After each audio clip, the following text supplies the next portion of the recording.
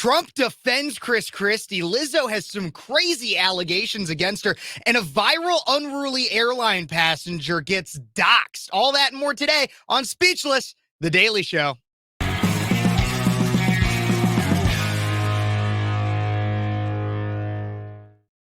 Hey, everybody. Welcome back to Speechless, The Daily Show. I'm your host, Phares, 22-year-old conservative college student out of Central Illinois. Go to Illinois State University, and man, do we have some great stories to cover here today. But first, everybody, if you're just tuning in, don't forget to like this page. It's in that little like button right down there. Subscribe to the channel. Let me know what you think about everything that I'm talking about here today in the comments, and also share this with your friends if you really like it. And also, recently, I did get monetized, and so if you want to help me make sure I can continuously update my equipment and keep working on bringing you some of the best quality content, you could send a super chat, you could send a thanks or a sticker or anything. If you have the means, I'd really appreciate it. Or if you want to as well, you could check out my Venmo or Cash App that is in the ticker right below. But everybody, let's get right on into it. The first story of the day, Trump yesterday went viral defending Chris Christie. Really interesting twist for his campaign, as he's consistently known as somebody that will poke fun and make jokes of his opponents. But in this case, an audience member actually tried to poke further fun after Trump was doing it a little bit to Mr. Christie. But Trump actually defended Christie a little bit here. Let's take a look at this clip. Who's good? No, Christie's, he's eating right now. He can't be bothered.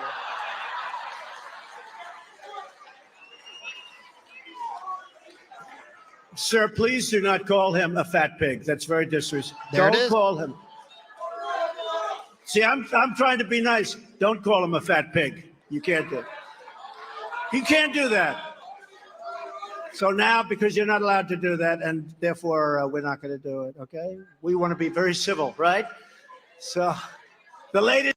We want to be very civil. A change of tone from former President Trump, who's obviously consistently known to be someone who pushes the buttons of his opponents a little bit through different names. Obviously, he had Crooked Hillary. He's got Sleepy Joe. He's got, Pencil Neck Schiff. Ron DeSanctimonious. He consistently makes these names for all these different people, but actually defends Christie in this one after poking fun, saying he's probably eating right now. On Truth Social, Trump had to say, following up with that, I was extremely respectful of sloppy Chris Christie today in New Hampshire. During a speech in front of a large crowd of patriots, I'll even try to do the accents, somebody shouted that Chris Christie is a fat pig.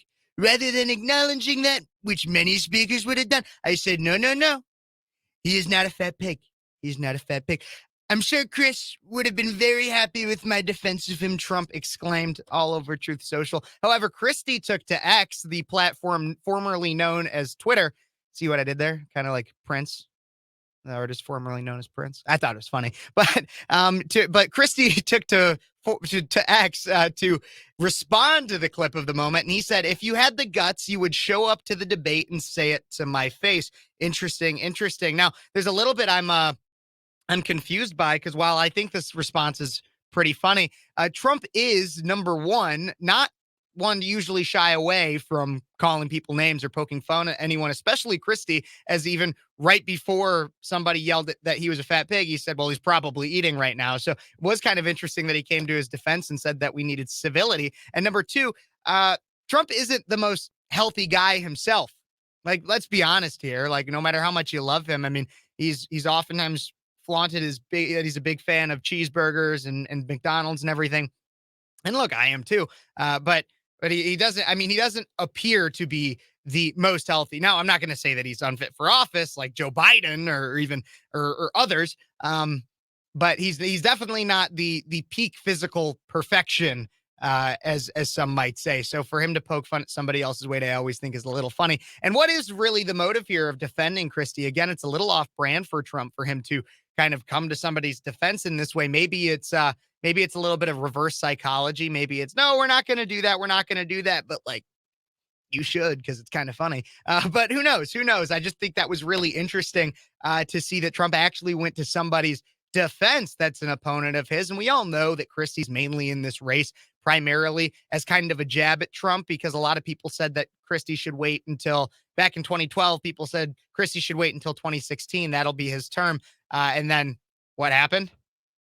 Trump overtook him. So it seems like Chris Christie is in here for a very similar reason to Mike Pence, is a little bit of spite is in the race. However, when we're talking about weight and making fun of people's weight, Lizzo, the popular performer, musician, I guess you could call her that has made a name for herself, preaching fat acceptance, is steeped in controversy right now. And these allegations are insane. Out of Fox News, the plaintiffs in this lawsuit being waged against her allege that they were subjected to sexual, religious, and racial harassment, disability discrimination, assault, and false imprisonment, among other things. Specific examples were given, including an occasion where the dancers felt pressure to touch a nude performer while in an Amsterdam nightclub called Banana Bar, enduring a, quote, excruciating audition after accusations of being unprofessional and drinking on the job, and were discouraged from finding work outside the tour. Discouraged from finding work outside the tour, I think, is where the false imprisonment charges kind of stem from. However, one of the attorneys for the plaintiff said the stunning nature of how Lizzo and her management team treated their performers seemed to go against everything Lizzo stands for publicly, while privately she weight shames her dancers and demeans them in ways that are not only illegal, but absolutely demoralizing, Zambrano said in an earlier statement. Also tagged along in this article, Sophia Allison, who says she was the original filmmaker, not the final filmmaker, but the original filmmaker of the singer's documentary, Love Lizzo, says she walked away from the job due to being, quote, treated with such disrespect in allegations made on social media. Further, she quoted, I witnessed how arrogant, self-centered, and unkind she was. I was not protected and was thrown into a SE situation. I guess I could say it on here. Shitty situation with little support. My spirit said to run as fast as you effing can, and I'm so grateful I trusted my gut. Now, let's break this down a little bit. These allegations are crazy, and these are all just allegations. Lizzo is innocent until proven guilty. However, I am inclined to believe some of the allegations. Now, I don't really know about all the sexual assault stuff. I don't know how this could tie into what I see, but it seems some of it seems too crazy to be made up, but I really don't know. What does make a lot of sense is the fat shaming and acting arrogant, and a lot of that what's tied into acting arrogant, which could also lead to some of the weirder behavior, the sexual behavior that is claimed. And here's why I believe it. So you have a world, right, that praises Lizzo for being fat, says you're beautiful just the way you are, and makes you the face of fat acceptance. That's Lizzo's world. She's praised for what is genuinely unhealthy and borderline an actual disease. I mean, it's obesity.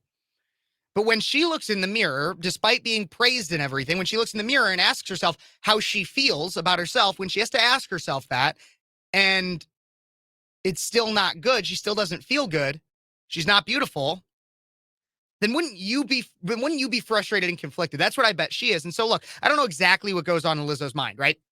I don't know. All I do know is my own experiences and the things that I have dealt with and what I see in the media about her. So I could be totally wrong. Tell me if I'm wrong. Tell me if there's something to lead you to believe that I'm wrong. Leave it in the comments. Let me know. But here's my personal experience, right? Because I've struggled. I know a lot of people that have struggled with weight issues, with body image, everything like that. So 3 months ago, I was nearing 200 pounds. Now I'm a shorter guy. I'm about 5'7", 5'8", around that, which for me was getting pretty large. And I did not feel good physically. I didn't feel good mentally. I looked in the mirror, like I just explained with that. I looked in the mirror and I didn't feel good about myself. I didn't like what I saw. I had no one telling me at this time. I had no one telling me that I was beautiful or I should just accept it, that it's all okay because you're perfect just the way you are. I had nobody telling me that.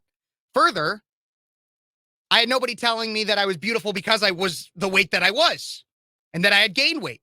What I had were some people in my life, that personal friends and some family members, that had expressed recognition, if not flat out concern for my weight. And again, I myself was not happy with where I was. So I started replacing some of the things I ate with healthier alternatives, such as I used to drink a lot of soda. I still drink a bit of soda, but I used to drink a lot of soda. Biggest vice I have, right? So, and I'm sure a lot of you guys might be out there thinking the same thing. So I used to drink a lot of soda, a lot of Coca-Cola. And now I replace that with when I do drink a soda, I drink a Coke Zero Sugar. I have one right now, obviously. And so that's one thing I started to do. I started walking a lot more. Most of the time, if it was nice outside, I'd be walking. In the past few months, I've been walking to and from work. Now I'm down almost 30 pounds in 3 months. I was not feeling good about myself. I was physically unhealthy, mentally unhealthy about my physical insecurities. And I had people even telling me that I looked somewhat more unhealthy. And I said, okay, I need to do something about this. And I was motivated and I did something about it. Lizzo, on the other hand, is a very large woman. I can tell you she's likely heavier than 200 pounds. And she's made that much of her brand, being bigger and being confident as a big woman. And if she's at all like me and many people I know who have, like I said, had insecurity in their body image, she has comparable negative thoughts when looking in the mirror. And when I say looking in the mirror, I mean, yes, obviously just looking in the mirror, but also just on your day-to-day, when you reflect on how you feel and how you look and how you feel about how you look. So like I said, I bet she has comparable negative thoughts when looking in the mirror. But as I had people who cared about my well-being, people who neglected my feelings in favor of voicing concern for my physical health, that's the important part there. They didn't really, they tried to say, a lot of them tried to say it in a nice way, saying like, hey, you're not looking too good. You could be doing better. But they overall neglected my feelings that might be like, oh my gosh, like they're calling me fat. No, they neglected that because they had a larger concern because they really cared about me. Right. But Lizzo doesn't really have that. She has an entire fan base and a society that says, you're perfectly fine. You're beautiful. You're sexy. You're peak beauty right there. Slay queen. That's what they say. They lie to her. So then when she has to juggle that and her negative thoughts, because she becomes conflicted. She becomes conflicted, stressed, frustrated. And how do you deal with that? Well, I guarantee you that conflict, that stress, that frustration, all those negative thoughts come out in the form of weight shaming her dancers. What is she doing? She's taking out her personal insecurity on others. She's acting arrogant and entitled because society tells her she has every right to be. And as an overcompensation, she does that for her insecurity. She overcompensates for her insecurity by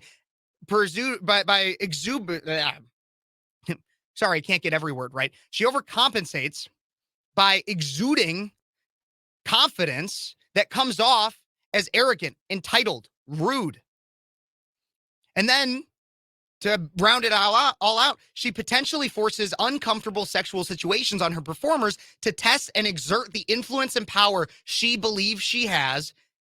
Well, she knows she has, as anyone is usually rushing to defend her. And when I say power and influence, she believes she has this because anyone who tries to call her and say that she's unhealthy and call her out on this and say, no, you're not necessarily beautiful. She has an entire fan base that will come to her defense and rush to her. And so how does that tie in with the sexual assault stuff? Well, it ties in because it's like, well, she feels like probably like in a God mode to an extent. I can literally do almost anything and people will defend me. And so then she does something that is purely indefensible, potentially, allegedly, does something that's purely indefensible because she's trying to test that boundary. She wants to see just how far she can take it. And it all stems from personal insecurity, as I would see it. That's what I'd say. Because no one wants to identify the elephant on stage. I mean, in the room, right? Yeah. Because she's a bigger girl. And look, here's the way I see it. If you're comfortable in the weight you're at, no matter how big you are, if you're comfortable in the weight you're at, and you genuinely love yourself the way you are, that's fine. But don't tell me that that's healthy, that that's beautiful, that somebody's perfect just the way they are. Don't force me to accept that. Because when I was getting bigger, I didn't accept that. I said, I got to do something about this. I want to feel better. I want to feel better about myself, the way I look. I want to feel better internally. I was overeating. I wasn't feeling good. That's the way we should approach these situations. It shouldn't be fat acceptance. I think a very little bit of recognizing that, like, people call it fat shaming. Look, I don't necessarily think we need to fully shame people and say you're bad because you're fat. No, you shouldn't say that. It's, hey, if you don't like the place you're at, you could do something about it. You could do something today about that. You could start those changes today. It's not going to be overnight. Mine's took 3 months and I lost weight pretty quick, I'll admit. I did, but I did a lot of work for it. And it could take longer for some. People have different metabolisms and such. But you gotta be able to say, hey, I'm not liking where I'm at, and I gotta change it. We shouldn't have a society that enables such unhealthiness, especially with one that went so crazy for COVID, right? You were shamed if you didn't have a mask on, you weren't wearing it properly. Some people were shamed, lost their jobs because they didn't get a vaccine. So you want to be super health conscious about that, but you don't want to recognize the reality that obesity is one of the biggest killers in our society and the complications due to obesity. Come on, hypocrites. A lot of these people, if that's the way you're a hypocrite. All I'm saying. And speaking of just craziness, I got another story here for you guys. But if you're just tuning in, I'm your host, Kev Phares, and you're watching Speechless on Cities 92.9. Obviously, I'm not on the air on the radio right now. This is my daily show that you're tuning into. And don't forget, if you're new to the channel, even if you're not new to the channel, like the video with that little thumbs up right down there. I'd really appreciate that. You could also subscribe to my channel if you are newer. Subscribe to the channel. Make sure you hit that notification bell for all. I've been noticing some of my more recent videos since I was monetized. They're not getting as many views, and maybe it's the content. If you think that there's something I could be doing better, leave it to me in the comments. But make sure that you set your notifications to all, because we know ScrewTube does try to make sure that conservative or leaning conservative commentators don't get as much view time. And these are a lot of messages that I think people could benefit from. If not from this video, then at least some other ones that I have. Also, so always leave me a comment, share the video too. If you like anything that you see, I'd really appreciate it. And don't forget to subscribe. And if you want to leave a super chat or a thank you, I'd really appreciate it. All that money will go into advancing the show and making it better in terms of equipment and marketing and everything like that. So I'd really appreciate that. But going on with just some other crazy stuff. I don't know if you guys ever saw this video. Okay. So there's this video that went viral not too long ago. I'm working on it up right now, but there's this, like I said, the video went viral about a month ago. I believe it was recorded on July 2nd. And I never covered it because I never really thought that it was really that big of news. I never did. I never thought that it was like, I was like, oh, this is just like a viral meme. And a lot of people were memeing this video. People were saying, oh my God, this lady saw a demon on an airplane or something. What the heck is she talking about? And so let's just watch it. I have it right here. Watch this video and we'll react to it. But there's a whole story that goes along with this. So here is this lady screaming just some random things on an airplane. And we'll break it down. But I am telling you right now, that back there is not real. Say whatever you want. I'm telling you, I'm getting the off, and there's a reason why I'm getting the off, and everyone can either believe it or they cannot believe it. I don't give two but I am telling you right now, that back there is not real. And you can sit on this plane and you can die with them or not. I'm not going to. And there's a reason why I'm getting the off, and everyone can either believe it or they cannot believe it. I don't give two but I am telling you right now, that back there is not real. And you can sit on this plane and you can die with them or not. I'm not going to. Okay, so really weird situation right there. And there's kind of a lot to say with this because originally, like I said, I didn't want to really cover this story again. I just thought it was kind of a meme. And there's a lot of stories like this. I thought it was pretty fleeting. It was like it went viral briefly in early July. And I was like, okay, well, that woman's kind of crazy. The only question I ever really had was, what was she claiming that wasn't real? Well, a little bit more of the story has come out. More recently, This was another news story. I was just like, it's not that important to me. It's a brief viral video, whatever. But some more of the story came out saying, according to the New York Post, who obtained a copy of the police report related to this incident, the argument that she had gotten into had started when the woman fell out with her relative. She had a falling out. She had some issues that she was traveling with, accusing them of stealing her AirPods.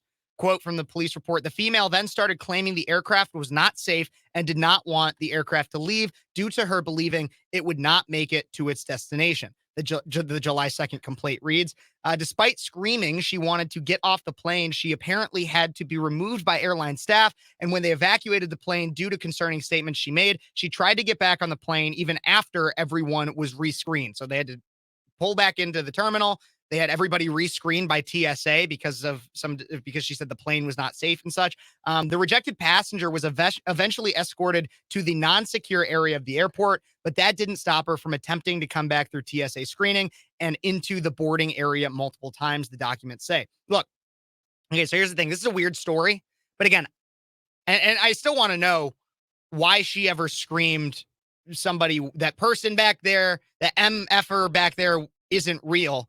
But that said, I never thought this was very newsworthy. I was like, we see a lot of stories. I'm going to cover a little bit more about this soon, but we see a lot of stories of people freaking out on airplanes, especially recently. And I was like, it's not that big of a deal, but now it kind of is newsworthy. You want to know why? Well, let's walk this out. Okay. So the video itself is absurd and obviously displays this woman at probably one of the lowest moments in her life. We see a lot of things like this, right? We see, I mean, there was a woman that was accused of like racism of a brief snippet, 1 minute of her life, where she like was yelling at some dude for walking his dog that happened to be a black guy. Obviously, a lot more about that story came out, but this happens on the internet. We get we display somebody's worst moment, and then that gets that person framed as just that one moment in their entire life. When in reality, people have a lot more to their lives. Obviously, I mean, 1 minute if you're 20, I've lived more than 100 months in my life. I can do the math right now. Okay, so if you just saw it cut right there, it's because I just did the math on how many minutes old I am. I am 11,897,280 minutes old right now at the time of this video. And this lady and so if I were to get 1 minute of my life and my entire life went viral for the public eye to see, that's 1 minute of my 11 million, almost 12 million minutes in my life. And so people are a lot deeper, but the internet and everybody makes it seem like, okay, well, that 1 minute is representative of everything. And this is a logical fallacy. Of course, it's actually the fallacy of composition, which is basically you just judge a whole on the basis of a part.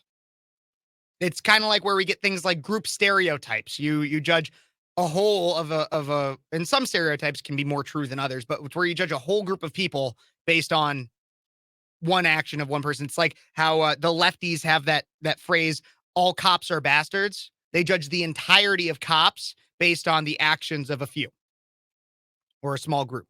And that's kind of what a lot of us fall into this, right? We've all fallen into a thing where you're like, oh, okay, well, everything must be like that because that's how this one thing is. I mean, I know people that are like, well, I will never read a Washington Post article because a lot of it or part of that whole is bad.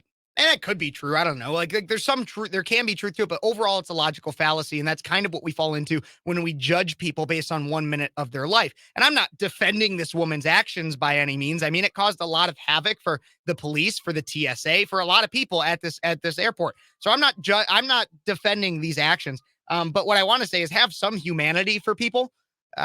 Obviously, she was having a very personal falling out with family that she ended up turning into a very public and now viral event. But have a little bit of humanity. Anyways, that all said, this has become newsworthy, this entire story, because of the media and the media's reaction. The media cannot leave this woman around. I've seen many news stories come out that update people on her, on the exact story itself, on trying to explain the falling out, all this kind of stuff. And multiple sources this week, this is where I hit my breaking point with this. Multiple sources, including the Daily Mail, New York Post, which is one I often use, and others, jumped on the bandwagon of publishing this woman's name and job title. And on top of that, Okay, some people are like, oh, well, she committed a crime. It's public record. Release her name, whatever. But not only did they do that, the name and job title, it doesn't stop there. They even went as far to include her neighborhood in which she lives, the value of her home, and a picture of it.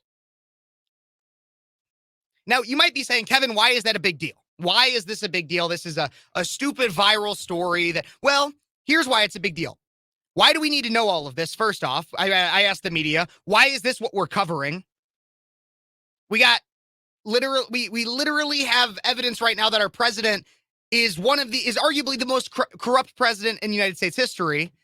We have our former president that's having a weaponized DOJ go after him.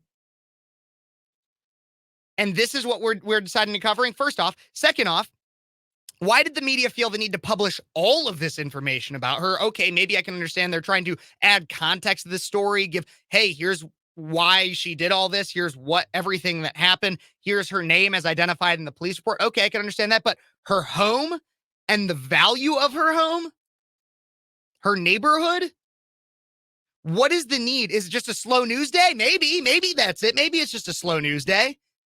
But I feel awful for this woman.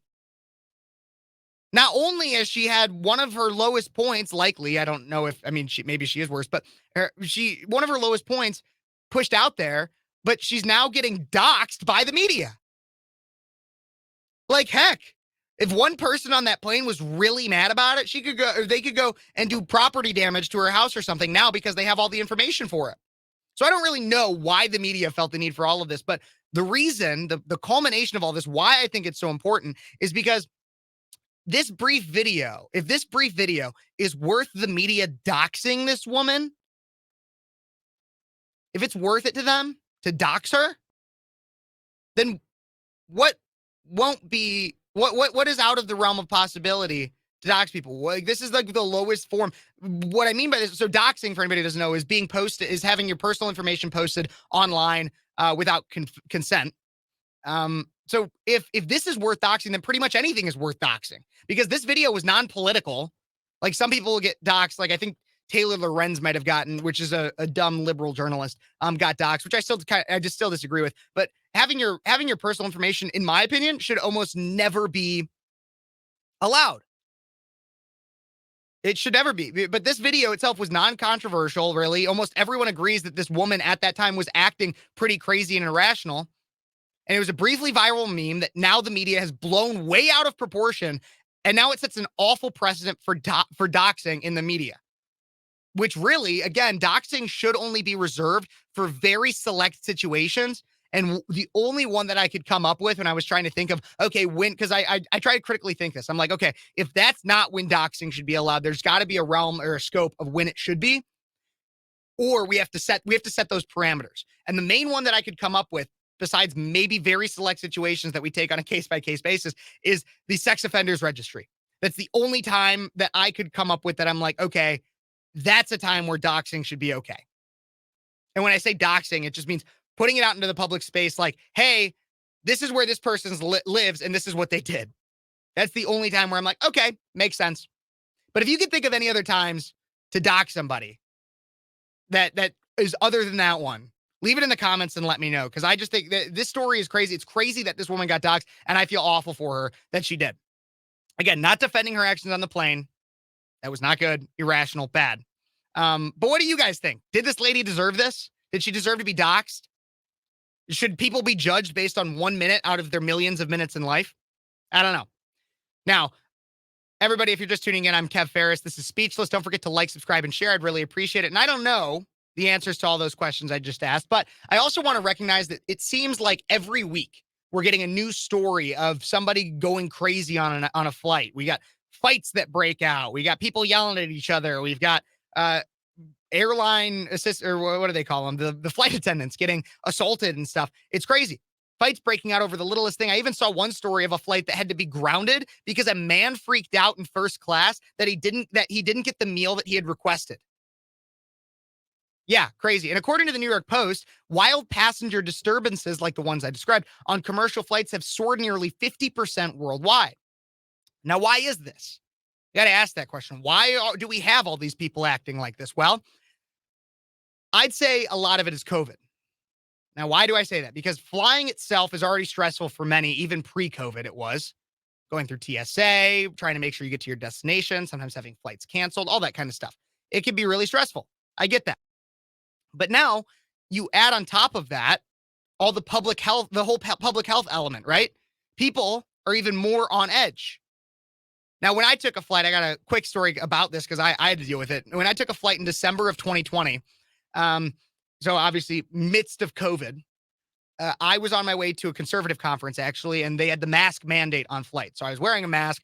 I bought a drink from McDonald's before I got on my flight so I could try to sip it the entire flight. But when I got on, I was briefly sitting there. We hadn't even taken off yet. We hadn't even left the gate. Still other people boarding.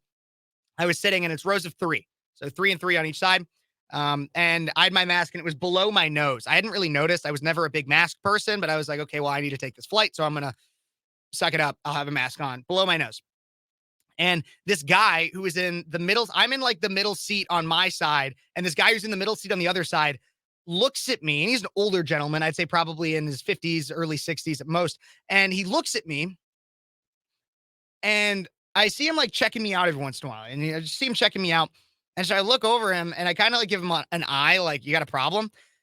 And he just goes, your mask needs to be over your nose. That's what he says.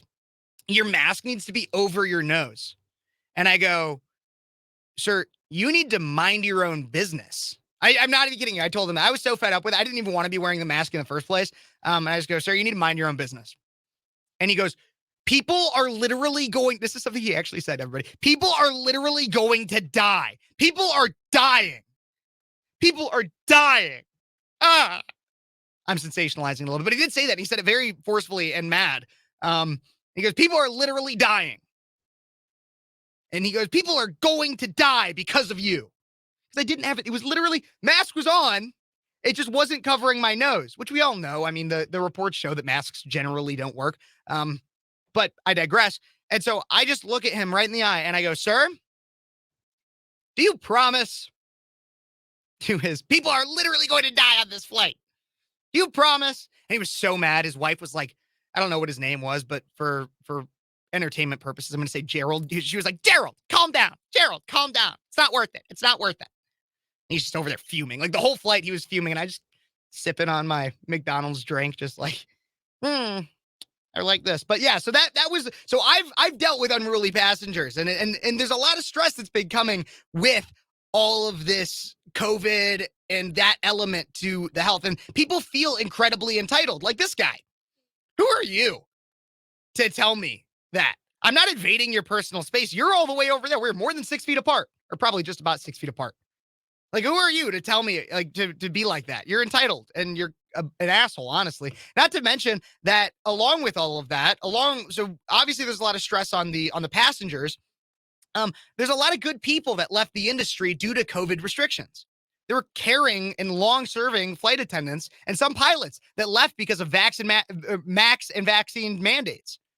A flight attendant's job used to be primarily to ensure the comfort of passengers, add some of those creature features, walk around with like the drinks and everything, and make the flight relatively enjoyable. Because they recognize, okay, it can be kind of stressful. They were trying to make it, a lot of the flight attendant's job, obviously they had safety things in the background and other stuff, but a lot of it was just to make the flight relatively enjoyable. Now many of them are stretched thin. They're working long hours. They got less people staffed. They're stressed. And they're just trying to make it through the flight, hoping that no entitled passenger causes a scene and causes an issue. And that doesn't inspire any kind of kindness or pay it forward to the passengers. A lot of them are going without like some of those creature features, the enjoyment, the comfortability.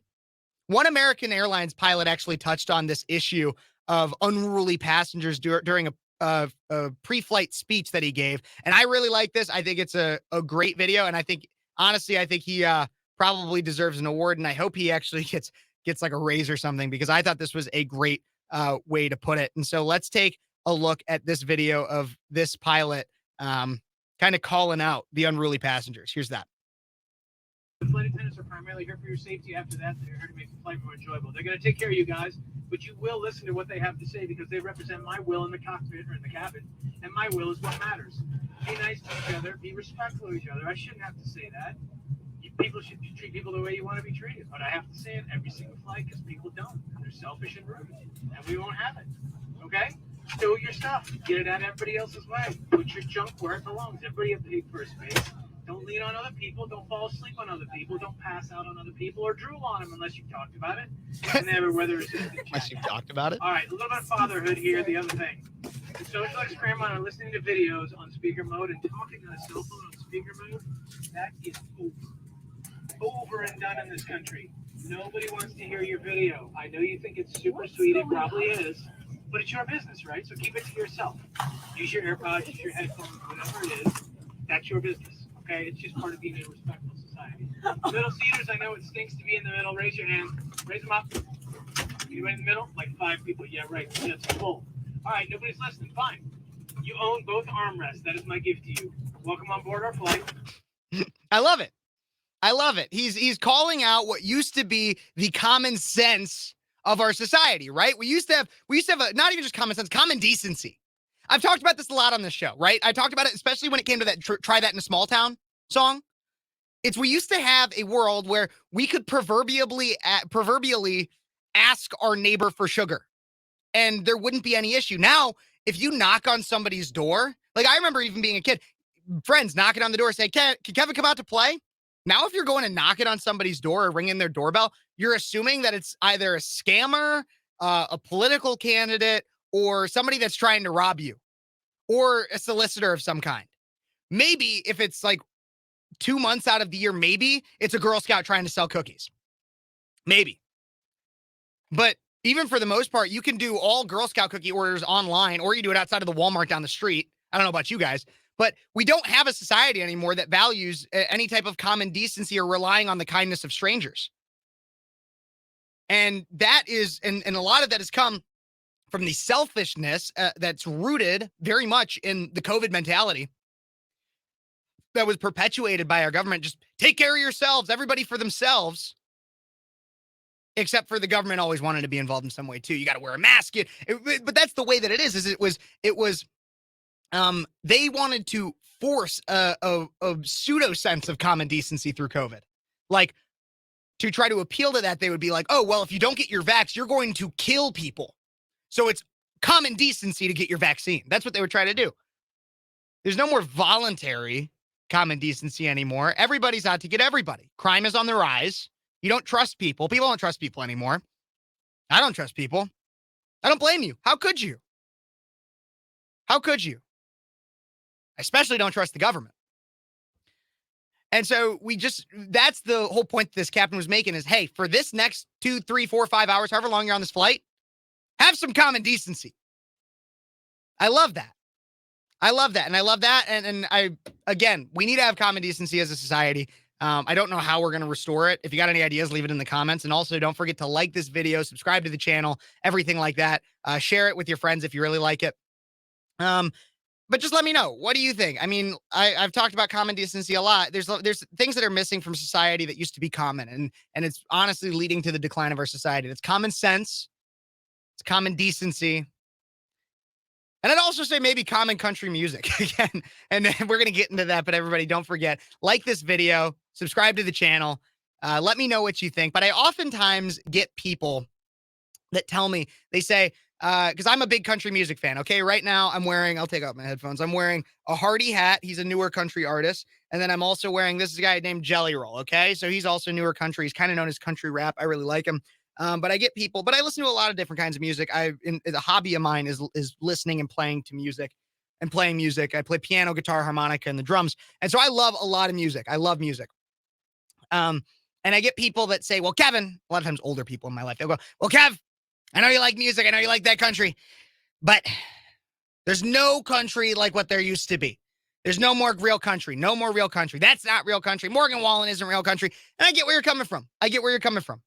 I'm a pretty open-minded guy. I like listening to a lot of different stuff, and I'll tell you what I like and what I don't like. And for anybody who says, though, that there's not any more new country that has the old country sound, you're wrong. And here's an example of that. I love my music, and so I'm going to do another reaction video. This is a reaction video to a song by Colter Wall. I've heard this song a lot. I love this song. But if you're a person that keeps saying there is no old country sound and new country, here's a guy you should listen to. Colter Wall. He's a 28-year-old Canadian cowboy. But when you look at this guy and you know that he's a 28-year-old Canadian, you're going to be like, what the heck? How does he sound like that? I'll tell you, he sounds, and you're going to listen for it when I play this song, but he sounds like he is a 60 to 70-year-old, like smoking 2 packs a day, drinking every day kind of guy, has been through it, been divorced, has seen people murdered. Like he seems like a very Johnny Cash-esque person, but he's a 28-year-old Canadian cowboy from Saskatchewan. And his dad was a politician in Saskatchewan, but he grew up still on a farm with a lot of country living. He gets his inspiration from artists. He's said this in interviews, from artists he listened to growing up. There's some old country artists like Johnny Cash and even some more folksy musicians like Bob Dylan. And so here's a song by Colter Wall called The Devil Wears a Suit and Tie. One of my favorite songs I have ever heard. I love this song. Has that old country feel, but this came out within the last few years. Take a listen. Colter Wall's song, The Devil Wears a Suit and Tie. Here's this.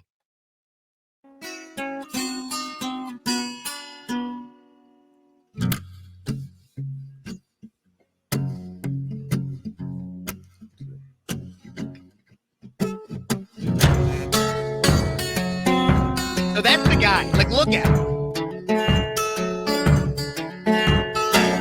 Then listen for his voice. Oh, amazing guitar intro. I love it.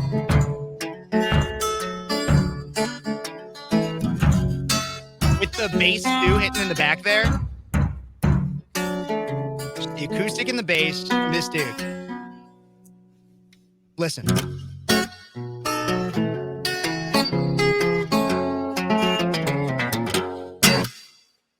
Well, what? Reverend, please come quick. Now listen to these lyrics, dude. Great lyrics. 'Cause I got something to admit. I met a man out in the sticks, a good old miss. He drove a Series 10 Cadillac and wore a cigar on his lip. Don't you know the devil wears a suit and tie? Told him driving down the 61 in early July. White as the cotton field and sharp as a knife. I heard him howling as he passed me by.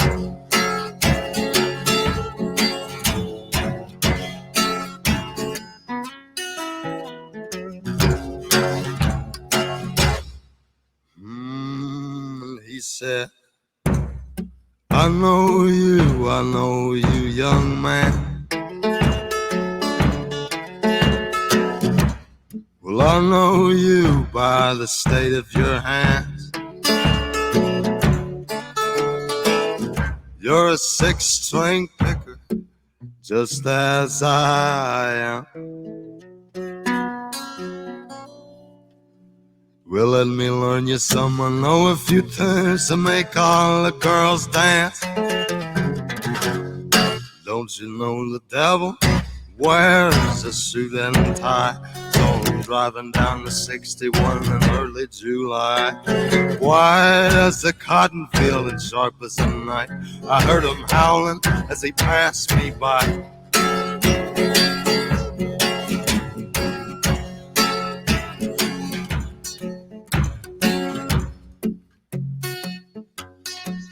So I want to pause it here real quick because I just want to say, like, again, so if you're listening to the lyrics, first off, how does this guy have that voice? That's honestly, like, again, the 60, 70-year-old smoker that's been smoking since he was 10. Like, that's what it sounds like.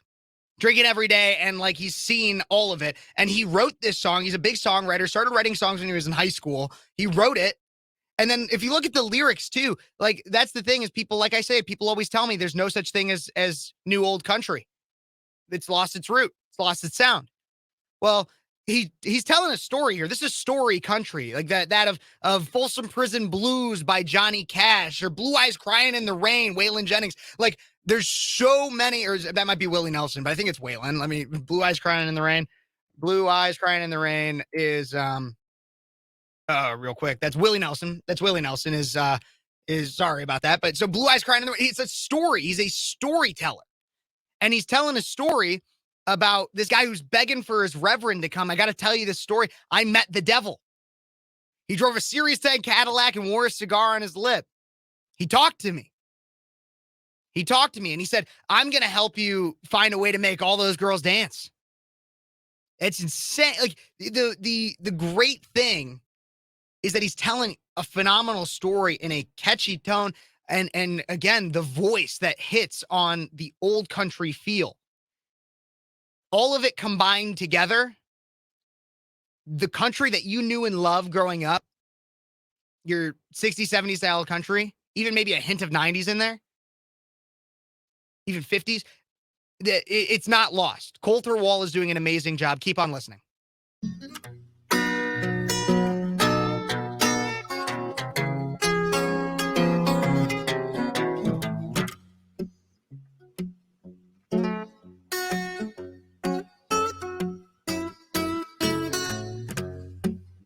I know I'm interrupting, and I know a lot of you guys want to go hear the song. I'll make sure I'll link it to the video, but I want to point out as well just the simplicity of it, which also feeds a lot into the idea of it being older country. So, I mean, so the lyrics, great story, thoughtful, thought-provoking, and interesting. But the simplicity of it as well feeds into, he's not using technology or anything. He is using an acoustic guitar and a bass drum. And that's it. A single acoustic guitar, might I add. Old country feel, absolutely. Oh, foolish, foolish was I.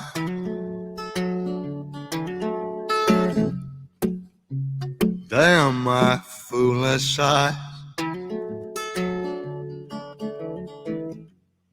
That man's lessons had a price, a sweet price.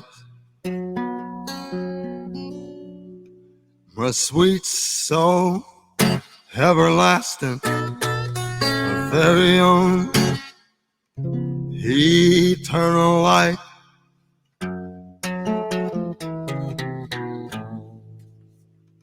Don't you know that the devil wears a suit and tie?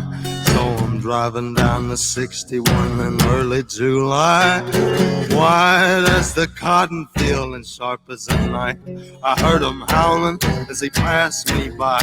Well, the devil wears a suit and tie. So I'm driving down the 61 in early July, white as the cotton field and sharp as a knife. I heard him howling as he passed me by. It's an amazing song. An amazing song by an amazing singer-songwriter. I cannot believe. So Colter Wall, everybody, that's Colter Wall. The devil wears a suit and tie. And again, he finishes out the song saying, foolish, foolish was I, damn my foolish eye, because that man's lesson had a price, oh sweet price, my sweet soul, everlasting, a very own eternal light. This is Christian messaging in his song, but with that very outlaw, old country feel to it.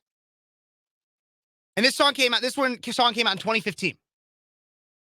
And he still writes music, just had a new album come out. He's touring. Gonna be in Chicago soon. I'll probably try to go see him.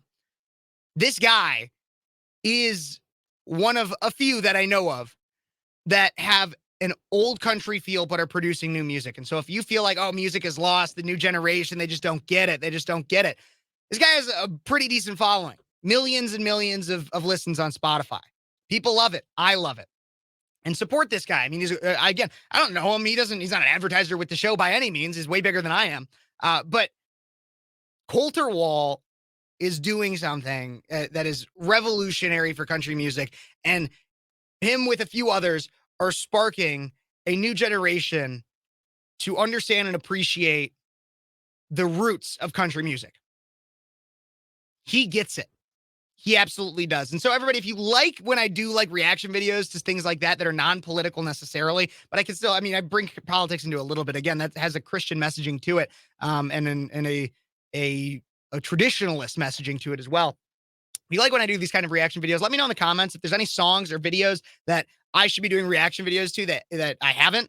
that I might not know about, let me know. I'll do them. I'm interested. But I like bringing you guys different things that you might not have heard before either. And I think it's a lot of fun. Let's make this an exchange. Let me know other things that I should look into, other musicians I should watch. I want to do more music reaction videos. I love music. Big part of my life has been music. One of the most therapeutic exercises in my life is listening and playing music. I love it. But everybody, I hope you like this show. Don't forget to like, subscribe, and share. I'd really appreciate it. Like the video, subscribe to the channel, share the video, and leave me a comment on anything you think about anything that I talked about today. If you missed any of the show, don't forget, right after this is done premiering, it will go back and you can watch the full video in its entirety. Thank you so much for tuning in. I'm your host, Kev Phares, 22-year-old conservative college student out of Central Illinois, and you've been watching Speechless, The Daily Show.